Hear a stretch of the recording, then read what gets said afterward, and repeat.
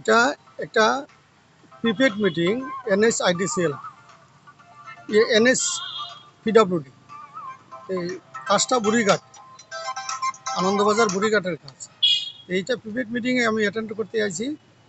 আমি হওয়ার পরে আমার কাগজটা নিয়ে এখানে কিছু লোক জড়ো হয়েছে, বলছে যে আপনারা টেন্ডার দিতে পারতেন না, এই না সেই না। আমি চিনি না তারা কোন জায়গার লোক, কে বা কে কারা। তারপরে SDPO স্যার আইসে পরে আমি আমার কাগজ জমা দিতে পারছি, কোনো অসুবিধা হয়েছে না। একটা গোষ্ঠী আপনার বিরুদ্ধে অভিযোগ তুলছে যে আপনি নাকি তাদের কাগজটা সিরিয়ালাইছেন, এরকম একটা অভিযোগ করছে আমি তারা। তার কারো কাগজ চেয়েছি না, আমার বরঞ্চ আমার কাগজ দিয়ে টানাটানি শুরু হয়েছে, হো, হো।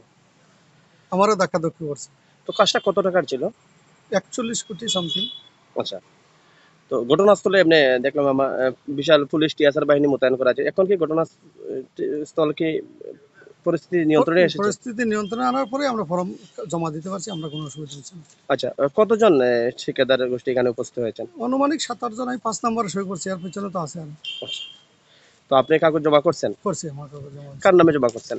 জওহরলাল পাল, আচ্ছা, উনি কোন জায়গার ঠিকাদার? আগরতলা থেকে। ধন্যবাদ। ওর নামে সাব কন্ট্রাক্ট কাজ করি আমি।